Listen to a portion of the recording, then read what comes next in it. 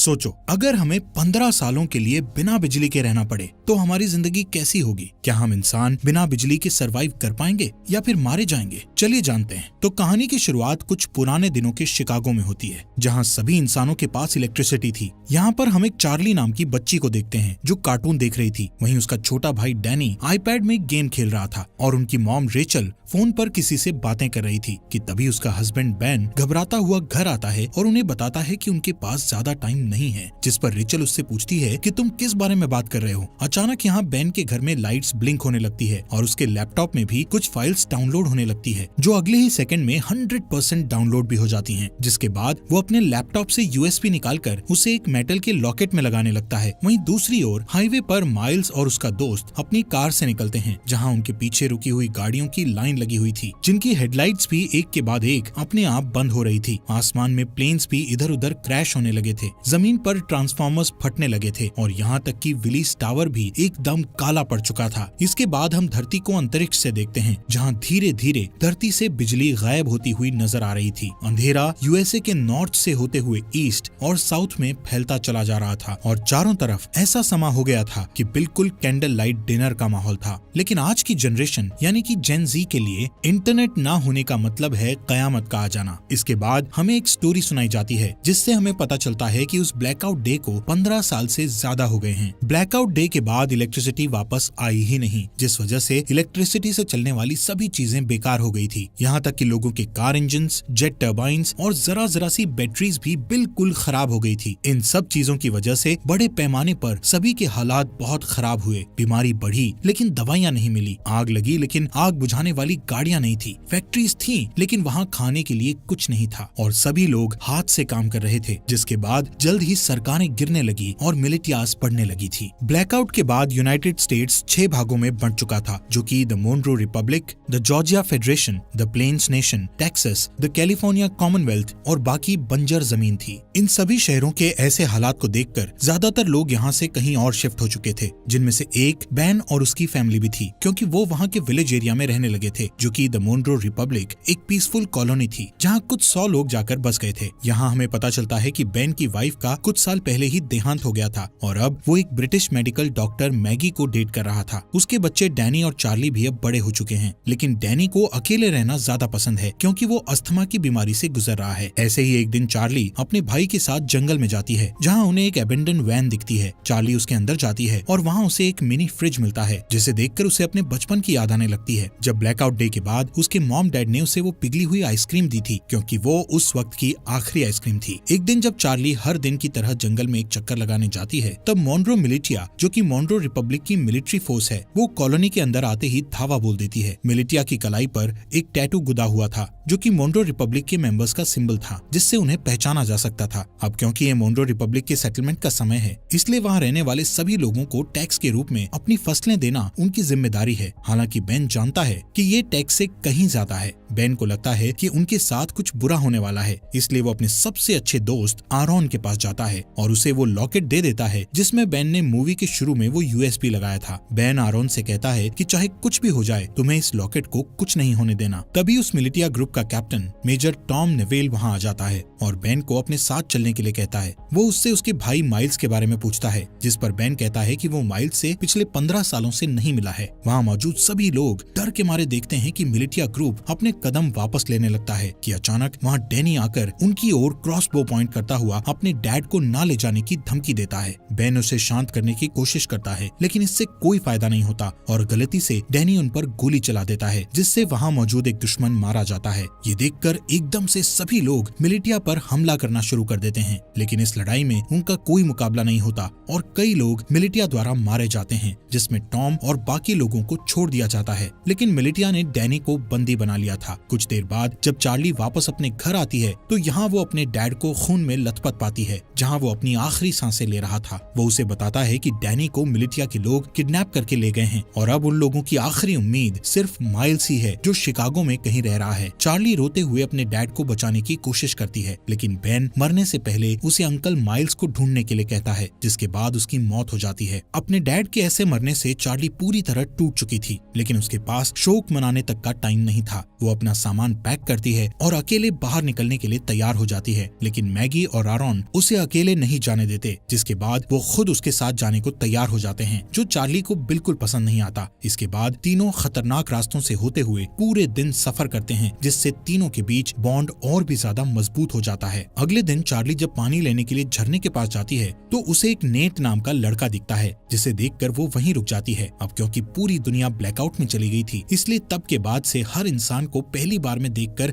खतरा ही समझा जाने लगा था। यहाँ तक कि चार्ली जैसी लड़की के लिए बहुत सी चीजें दिमाग में होती हैं, लेकिन खुशकिस्मती से नेट सिर्फ उससे उसका नाम पूछता है और उसे जाने देता है। उस रात चार्ली और उसके दोस्तों को एक टूटा फूटा प्लेन मिलता है, जिसमें वो रात गुजारने की सोचते हैं, लेकिन बदकिस्मती से ये स्कैवेंजर्स ग्रुप का ठिकाना था, जहाँ उन लोगों को देखकर कुछ चोर यहाँ आते हैं और चाकू की नोक पर उनमें से एक चार्ली को उनसे दूर ले जाता है। मैगी को यहाँ कुछ खतरा महसूस होता है कि तभी वो अपने तेज दिमाग का इस्तेमाल करके उन चोरों को विस्की पिला देती है, जिसके ठीक बाद वो लोग उल्टी करते हैं और मर जाते हैं। वहीं दूसरी ओर आखिरी चोर चार्ली को मारने की कोशिश करता है कि तभी अचानक वहाँ नेट आ जाता है और उसे बचा लेता है। अगली सुबह नेट उन तीनों के साथ जाता है, क्योंकि यहाँ पता चलता है कि वो भी उनके साथ शिकागो जा रहा है। मैगी उसे अपनी टीम में देखकर कंफ्यूज हो जाती है, क्योंकि नेट उसके लिए बिल्कुल अनजान था। इसलिए वो चार्ली को वार्निंग देती है कि उसे ऐसे ही किसी पर भरोसा नहीं करना चाहिए, लेकिन कुछ देर बाद उसे याद आता है कि हर कोई बुरा नहीं है, इसलिए अब उसे नेट से कोई परेशानी नहीं थी। अगले सीन में जब मेजर टॉम और उसकी आर्मी आराम कर रही थी तो डैनी इस बात का फायदा उठाकर वहाँ से भागने की कोशिश करता है और हथकड़ियों का ताला खोलकर भाग जाता है, लेकिन कुछ दूर और भागने के बाद उसे अस्थमा का दौरा पड़ता है और वो वहीं एक घर के पास गिरकर बेहोश हो जाता है। कुछ घंटों बाद जब उसकी आंख खुलती है तो वो अपने सामने एक लड़की को उस पर बंदूक ताने देखता है। वो लड़की अपना नाम ग्रेस बताते हुए उससे पूछती है कि वो कहाँ से आया है, जिस पर डैनी बताता है कि कुछ लोगों ने उसे किडनैप कर लिया था, जिनसे बचता हुआ वो यहाँ आया है। ये सुनकर वो लड़की बंदूक नीचे करती है, जिसके बाद वो उसे अस्थमा पंप देती है और बताती है कि ये उसके मरे हुए बेटे का है। इसके बाद हम उन चारों के ग्रुप को देखते हैं जो फाइनली शिकागो पहुंचते हैं, जो कि मोनरो रिपब्लिक में ही है। यहाँ देखने लायक बात है कि रिगली फील्ड पूरी तरह से आईवी प्लांट से कवर्ड है, सड़कें मछुआरों से भरी हुई है और फोक्सवैगन बीटल जैसी गाड़ियों को घोड़े की बग्गी में बदल दिया गया है। बेन की बताई जानकारी के बाद वो सभी एक होटल में पहुंचते हैं। बारटेंडर से माइल्स के बारे में पूछते हैं। पहले तो वो बारटेंडर माइल्स नाम के किसी इंसान को जानने से मना कर देता है, लेकिन जब चार्ली उसे अपने डैड बेन के बारे में बताती है कि हाल ही में उनकी डेथ हुई है, तो वो बताता है कि वो खुद ही माइल्स है, लेकिन वो उन सभी से अपनी पहचान को छुपाए रखने के लिए बोलता है। कुछ देर बाद माइल्स अपनी भतीजी को अंदर ले जाता है और उससे प्राइवेटली बात करता है, जहाँ चार्ली बताती है कि कैसे मिलिटिया ने उसके डैड को बेरहमी से मार डाला और डैनी को किडनैप करके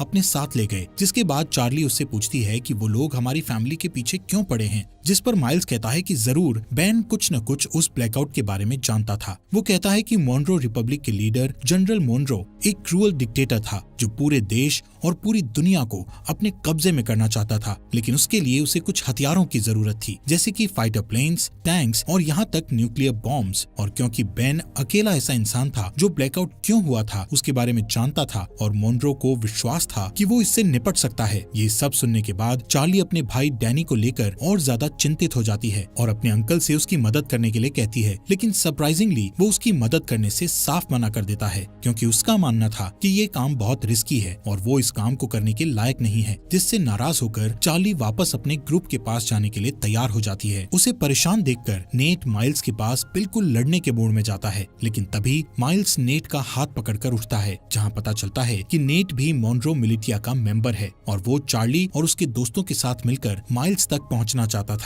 ये जानकर हर कोई हैरान हो जाता है, लेकिन इससे पहले कि वो कुछ कर पाते नेट वहाँ से भाग जाता है। अब मिलिटिया को उनकी लोकेशन का पता होने के बावजूद भी माइल्स अपनी जगह को छोड़ने से मना कर देता है, क्योंकि उसका मानना था कि वो अकेला ही पूरी फौज का सामना कर सकता है। चार्ली और बाकी लोग भी माइल्स की मदद करने को तैयार थे, लेकिन माइल्स गुस्से में उन पर चिल्लाते हुए उन्हें यहाँ से दूर जाने के लिए कहता है। कुछ ही देर बाद नेट अपने साथ बहुत सारे आर्मी सेना को लेकर माइल्स से लड़ने आता है, लेकिन इतने सैनिक होने के बावजूद भी माइल्स सभी से बड़ी सफाई से तलवारों का इस्तेमाल करके लड़ता है और एक एक करके सबको मार देता है। जिसके बाद वहाँ चार्ली और उसके दोस्त वापस आ जाते हैं और माइल्स के साथ लड़ाई में शामिल हो जाते हैं। इसी बीच मिलिटिया का एक आदमी चार्ली को जान से मारने की कोशिश करता है, लेकिन अचानक से तभी नेट आकर उस आदमी को मार गिराता है। थोड़ी ही देर बाद माइल्स मिलिटिया के कैप्टन को जान से मारकर लड़ाई खत्म करता है, जिसके बाद वो चार्ली और बाकी लोगों के साथ डैनी को ढूंढने के लिए निकल जाता है, जो सुनकर भी सभी काफी खुश होते हैं। कुछ देर बाद माइल्स को अचानक से उस ब्लैकआउट डे का एक फ्लैशबैक याद आता है और यहाँ से सीन फ्लैशबैक में जाता है जहाँ सारी दुनिया में अचानक अंधेरा छा जाने के बाद वो अपने दोस्त के साथ कार से बाहर निकलता है और अपने दोस्त के साथ मरीन कॉर्प्स बेस में जाता है, जहाँ हमें पता चलता है कि ये दोनों मरीन पुलिस हैं। यहाँ अंदर जाने के लिए उन्हें अपने हाथ पर बना वो एम नाम का टैटू दिखता है, जिससे पता चलता है कि माइल्स का दोस्त, जिसका नाम सेबेस्टियन मॉन्रो है और वो इस समय मॉन्रो रिपब्लिक का लीडर भी है। वहीं दूसरी ओर मेजर टॉम और उसके आदमी डैनी के फुटप्रिंट्स का पीछा करते हुए ग्रेस के घर तक पहुँचते हैं। डरी हुई ग्रेस डैनी को बचाने की कोशिश करती है, लेकिन जैसे ही टॉम उसे जान से मारने की धमकी देता है तभी वो पीछे हटती है और टॉम उसके घर में घुसकर डैनी को पकड़ लेता है।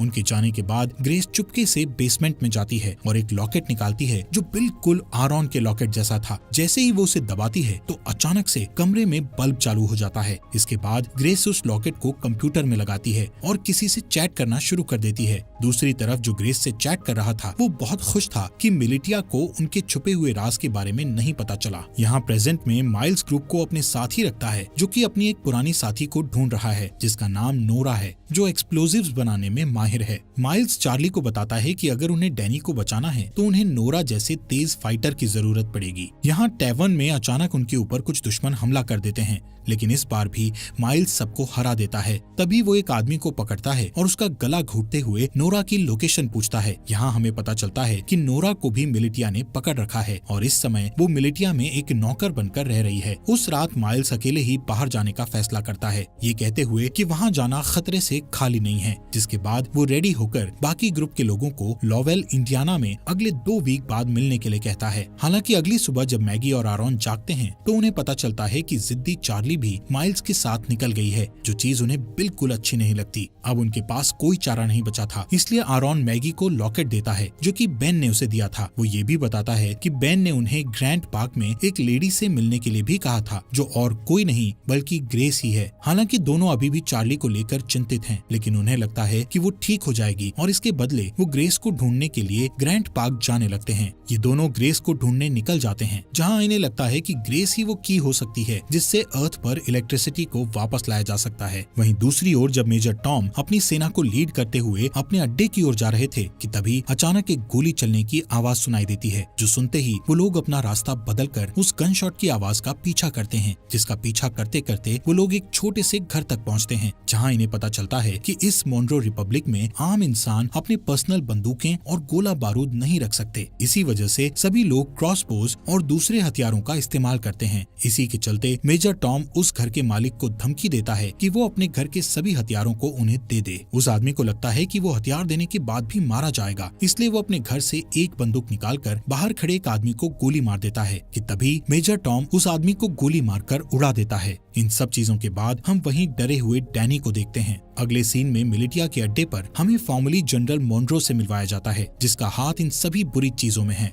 मॉन्रो वहाँ मौजूद एक आदमी से अपने हथियारों के बारे में पूछता है, लेकिन जब वो डरा हुआ आदमी उसका कोई जवाब नहीं देता तो वो उसे बेरहमी से जान से मार देता है। जिसके बाद वो दूसरे रूम में अपने एक दूसरे वर्कर के पास जाता है, जहाँ हमें पता चलता है कि ये बेन की वाइफ रेचल है, जिसे हम मरा हुआ मानते हैं। यहाँ मॉन्रो रेचल को बताता है कि बेन मर चुका है और ये सुनकर रेचल बहुत परेशान हो जाती है। इस दौरान चार्ली पूरे दिन जंगल में घूमती हुई आखिर में अपने अंकल को ढूंढती है, जहाँ माइल्स उससे गुस्सा था क्योंकि उसने उसकी बात नहीं सुनी थी। लेकिन जब चार्ली बताती है कि उसके भाई को अस्थमा का दौरा पड़ता है तो वो शांत हो जाता है। कुछ देर बाद उन्हें ढेर सारे मजदूर दिखते हैं जो हाथों से हेलीकॉप्टर को खींचकर ले जा रहे थे। यहाँ पता चलता है कि जनरल मॉन्रो को विश्वास है कि एक दिन इलेक्ट्रिसिटी जरूर आएगी और उस दिन के लिए वो खुद को तैयार करना अभी से शुरू कर देता है। इन सभी मजदूरों में माइल्स नोरा को भी देखता है और चार्ली से कहता है कि उसे इतने सारे लोगों में से बचाना मुश्किल होगा, क्योंकि यहाँ कई सारे गार्ड्स के पास स्नाइपर राइफल भी हैं। लेकिन माइल्स अपने दोस्त को हर हालत में बचाना चाहता है। वो नोरा को बचाने का प्लान बनाते हुए रात होने का इंतजार करता है और जैसे ही रात होती है तो सबसे पहले चार्ली डिस्ट्रैक्शन पैदा करती है और वहाँ मौजूद गार्ड्स को भगा देती है। फिर वो वहाँ गार्ड्स के पीछे छुप जाता है और आखिर में नोरा को बचाकर अपने साथ ले जाता है। लेकिन इस बात से नोरा नाराज हो जाती है क्योंकि वो खुद जानबूझकर कैदी बनी हुई थी, क्योंकि उसे उनकी राइफल चुरानी थी। उन स्नाइपर्स के पास ऐसे हथियार हैं जो आमतौर पर मिलना मुश्किल हैं।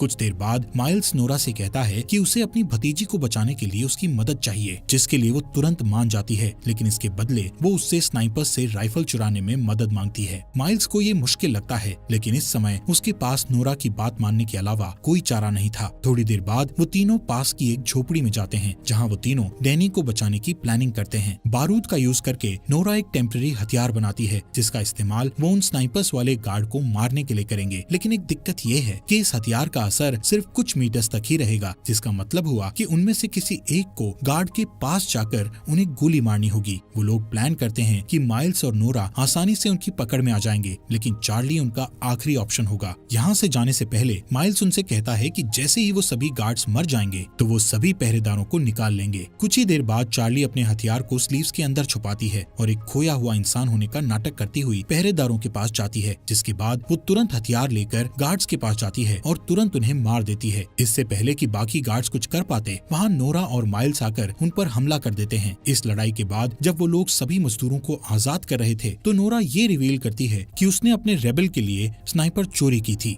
वहाँ ग्रैंड पार्क में जब ग्रेस अपने कंप्यूटर पर टाइप कर रही होती है, तभी कोई आदमी उसके घर में घुसकर उसके सामने आता है। उस आदमी के पास भी सेम वही लॉकेट था जो उसकी टेजर स्टिक एनर्जी छोड़ रहा था। दूसरी ओर माइल्स नोरा को रेबल का साथ छोड़ने के लिए मनाने की पूरी कोशिश करता है, लेकिन वो मना कर देती है। यहाँ हमें पता चलता है कि पहले ये दोनों कपल थे, लेकिन ब्लैकआउट के बाद उन्हें ब्रेकअप करना पड़ा। ऐसे ही कुछ देर बाद वो दोनों रेबल के ठिकाने पर पहुँच जाते हैं, जहाँ उन्हें एक पादरी मिलता है। पादरी खुश था कि नोरा स्नाइपर गन लेकर आई है, लेकिन बुरी खबर ये थी कि उनकी सेना पर अभी भी लगातार हमला किया जा रहा है। जब ग्रुप ठिकाने पर पहुंचता है तो उन्हें अंदर कुछ घायल आदमी बैठे मिलते हैं। पादरी यहाँ ये भी बताता है कि इन सभी आदमियों में से एक आदमी गायब है, जो सुनकर माइल्स तुरंत सभी को ये जगह छोड़ने के लिए कहता है, क्योंकि उसका मानना है कि मिलिटिया उसके आदमियों से पूछताछ कर रही है और इस जगह से भागने का यही सही समय है। नोरा इस बात के लिए मान जाती है, लेकिन उससे 30 मिनट मांगती है, क्योंकि वो घायल आदमियों को ठीक करना चाहती थी। बदकिस्मती से उसका ये डिसीजन गलत साबित होता है, क्योंकि कुछ ही मिनटों के बाद कैप्टन एडम मिलिटिया के साथ दिखाई देता है। उन्हें कुछ देर रोकने के लिए माइल्स अपने बेस्ट शूटर को स्नाइपर के साथ ऊपर भेजता है और उसका ये प्लान काम करता है, क्योंकि ऊपर भेजा गया वो स्नाइपर मिलिटिया के कई लोगों को घायल कर देता है, जिससे उन्हें पीछे हटने पर मजबूर होना पड़ता है। इस लड़ाई के चलते रात हो जाती है। यहाँ बेसमेंट के अंदर माइल्स और बाकी लोग दीवार के सहारे एक सुरंग बनाने की कोशिश करते हैं ताकि एक तरफ से दूसरी तरफ जा सकें, लेकिन उनका ये प्लान पूरी तरह से फेल हो जाता है, क्योंकि दीवार में सुरंग खोदते समय दीवार गिरने लगती है और माइल्स उस गड्ढे में गिर जाता है, जिससे उनकी पूरी मेहनत खराब हो जाती है। ठीक इसके बाद छत पर बैठे स्नाइपर की मौत हो जाती है, जिसके बाद कैप्टन एडम और उसके लोग बेसमेंट में घुस जाते हैं। लेकिन माइल्स, जो बहुत बढ़िया तलवारबाज है, वो कुछ आदमियों को नीचे गिराता है और एडम को बंदी बना लेता है। फिर वो उसे दूसरे रूम में बंद कर देता है और यहाँ से भागने के तरीके सोचने लगता है। यहाँ हैरानी की बात ये होती है कि एडम माइल्स को पहचान लेता है, जिससे कमरे में मौजूद सभी लोग हैरान रह जाते हैं।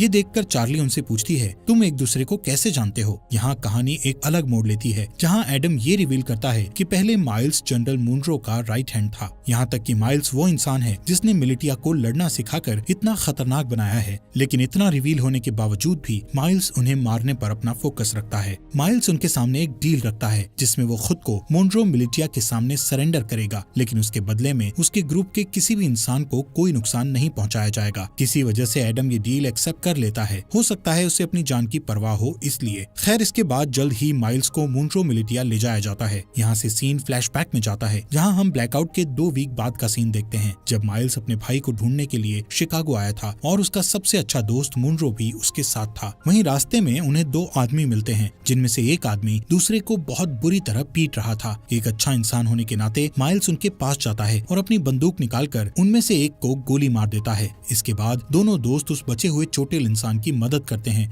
जो और कोई नहीं बल्कि कैप्टन एडम ही था, और इसीलिए वो आज तक माइल्स की इतनी रिस्पेक्ट करता है, क्योंकि उसने उसकी जान बचाई थी। यहाँ से सीन वापस प्रेजेंट में आता है। जैसे ही माइल्स मिलिटिया को अपनी जगह पर ले जा रहा था, तो रास्ते में वो एक ब्रिज पार करते हैं, जहाँ अचानक से एक एक्सप्लोजन होता है, जिससे सभी लोग चौंक जाते हैं। और इसी दौरान नोरा और चार्ली माइल्स को उनसे बचा लेते हैं। वहाँ से जाने से पहले वो एक और एक्सप्लोजन करते हैं, जिससे वो पकड़े न जाएं। वहीं दूसरी ओर मैगी और आरोन, जो ग्रेस को ढूंढने के मिशन पर हैं, आखिरकार वो उसके घर तक पहुँच जाते हैं, लेकिन उस घर में कोई भी नहीं था, क्योंकि ग्रेस ने ये घर छोड़ दिया था। यहाँ आरोन, जो गूगल का एक पुराना एम्प्लॉय होने का दावा करता है और कहता है कि वो कंप्यूटर के बारे में बहुत कुछ जानता है। इसके बाद वो बेसमेंट में जाता है, जहाँ उसे ग्रेस का कंप्यूटर रखा मिलता है, जिसे देखकर पता चलता है कि इसे हाल ही में बनाया गया गया था, जिससे पता चलता है कि यहाँ इलेक्ट्रिसिटी थी। हालांकि जब वो कई घंटों तक कंप्यूटर की जांच पड़ताल करता है तो उसे वहाँ कोई सुराग नहीं मिलता। आरॉन थक जाता है और ऊपर जाकर वो कंप्यूटर मैगी को दिखाता है। तभी उसका लॉकेट चमकने लगता है और पास में रखे हेडफोन में गाना बजना शुरू हो जाता है, जहाँ मैगी के आईफोन में जान सी आ जाती है, जिसकी वजह से वो कई सालों बाद अपने बच्चों को देखती है। दोस्तों, हमारे फॉक्स एक्सप्लेनर हिंदी चैनल को सब्सक्राइब करना मत भूलना। और ये रेवोल्यूशन वेब सीरीज आपको यहाँ तक कैसी लगी, इस सीरीज के नेक्स्ट एपिसोड लाएं या नहीं, कमेंट बॉक्स में हमें जरूर बताएं।